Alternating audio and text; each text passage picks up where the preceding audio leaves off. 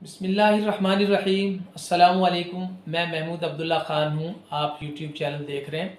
Viewers, आज हम बात करेंगे कि रजिस्ट्री यानी प्रॉपर्टी के एक नाम से दूसरे नाम के ऊपर ट्रांसफ़र होने के कितने अखराजात हैं। ख़ुसूसन 2022-2023 का जो बजट है मौजूदा हुकूमत का, उसके आने के बाद उन अखराजात में कितना इजाफ़ा हुआ है, कौन कौन से टैक्सेस लगे हैं और वो कौन अदा करेगा।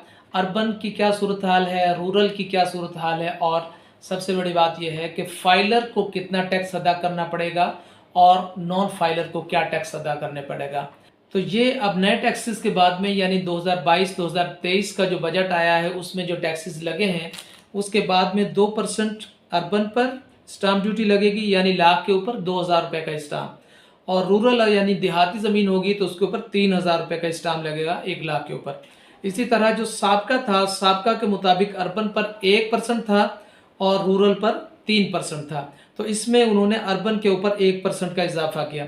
रजिस्ट्रेशन फ़ीस के हवाले से वो पहले भी 500 और 1000 रुपये थे, यानी 500 रुपये उस वक्त लगेगी अगर जो प्रॉपर्टी आप ख़रीद रहे हैं वो 5 लाख रुपए तक अगर उसकी कीमत है तो उस पर रजिस्ट्रेशन फ़ीस 500 रुपये लगेगी, और अगर वो 500 से ज़्यादा उसकी कीमत है तो फिर उसके ऊपर 1000 रुपये फ़ीस लगेगी। अर्बन, रूरल या उसमें फाइलर नॉन फाइलर का मामला नहीं है।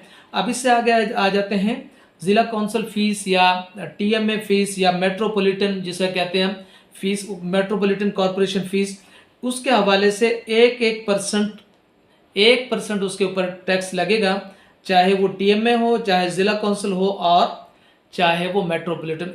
इन तीनों के ऊपर 1% का टैक्स है। अलबत्ता अगर प्रॉपर्टी कैंटोनमेंट बोर्ड के अंदर है तो फिर उसके ऊपर 3% का टैक्स लगेगा।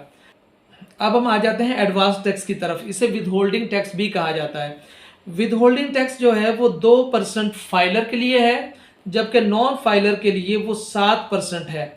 यानी नॉन फाइलर जो होगा वो 1 लाख पर 7000 रुपये उसके ऊपर ये टैक्स पड़ेगा, जबकि जो साबका गवर्नमेंट थी उसमें ये फाइलर के लिए 2% था, जबकि नॉन फाइलर के लिए वो 5% था। इस तरह यहाँ पर 2% का इजाफा हुआ।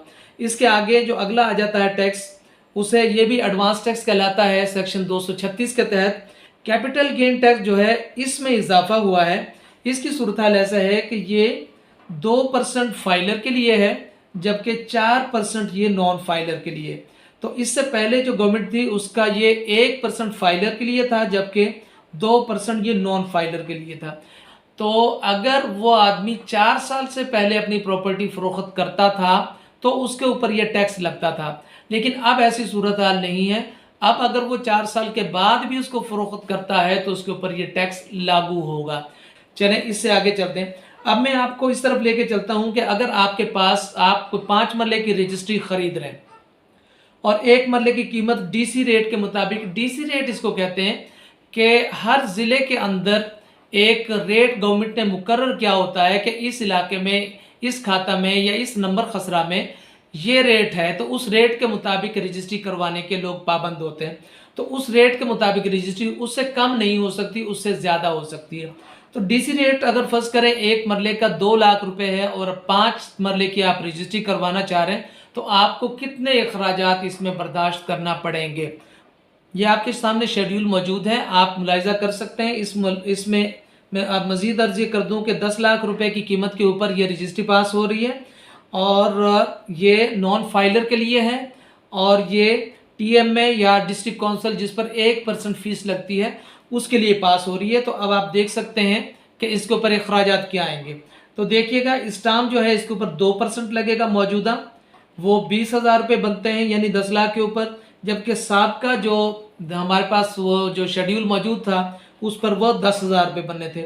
रजिस्ट्रेशन फ़ीस 1000 रुपये, और एमसी यानी टीएमए फ़ीस या ज़िला कौंसल फ़ीस जिसे हम कहते हैं 1% है, वो 10,000 रुपये हो गई 10 लाख के ऊपर। एडवांस टैक्स जो अब 7% लगेगा, पहले वो 5% था, तो ये आप 70,000 रुपये का एडवांस टैक्स इसमें लगेगा, जबकि 5% से वो 50,000 रुपये इससे पहले लगा करता था। इसी तरह जो सीजीटी है यानी कैपिटल गेन टैक्स, इसे आप एडवांस टैक्स भी कह सकते हैं, ये 4% है नॉन फाइलर के लिए, तो ये 40,000 रुपये बन जाएंगे 10 लाख के ऊपर, जबकि साबका इसमें 2% था और वो 20,000 रुपये इस तरह बनते थे। इसी तरह मिसलिनियस में जो है आप वो अपना खर्चा शामिल कर सकते हैं। मिसाल के तौर पर 20,000 रुपये का आप खर्चा मिसलिनियस शामिल करते हैं, जिसमें तहरीर है और जिसमें पास करवाने के हर तरह से अखराजात शामिल हैं। तो 20,000 रुपये अगर आप दोनों तरफ शामिल करते हैं तो इस तरह जो मौजूदा अखराजात आपको 5 मरले के ऊपर यानी 10 लाख रुपए के ऊपर बर्दाश्त करना पड़ेंगे, वो 1,61,000 है। जबकि साबका अगर देखते हैं इससे पहले यानी इस बजट से पहले आपको 1,11,000 रुपये वो बर्दाश्त करने पड़ रहे थे, जिसकी वजह से प्रॉपर्टी डीलर्स के लिए खसूसन और वो लोग जो जायदाद की खरीदो फरोख्त करते हैं उनके लिए बहुत ही ज़्यादा ये परेशानी का मरहला है। और इस तरह जो आदमी मतलब आप अंदाज़ा कर लें कि पहले ये सूरत हाल थी कि 4 साल के अंदर अगर आप उस सेल करते थे तो आपके ऊपर CGT यानी कैपिटल गेन टैक्स लगता था। अब ये सूरत हाल है कि आप जब भी इसको सेल करेंगे, 4 साल का पीरियड भी ख़त्म है, आपके ऊपर वो CGT लगना ही लगना है, और वो भी पहले 2% था और अब वो 4% है। चलिए, इस हवाले से कोई क्वेश्चन अगर आपके माइंड में बाकी हो तो आप ज़रूर मुझे सवाल कीजिएगा अपने व्हाट्सएप वॉइस मैसेज के ज़रिए। मैं इंशाल्लाह हर तरह से आपको असिस्ट करने की कोशिश करूँगा।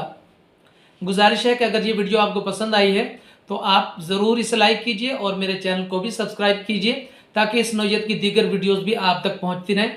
अपना ख्याल रखिएगा। पाकिस्तान जिंदाबाद।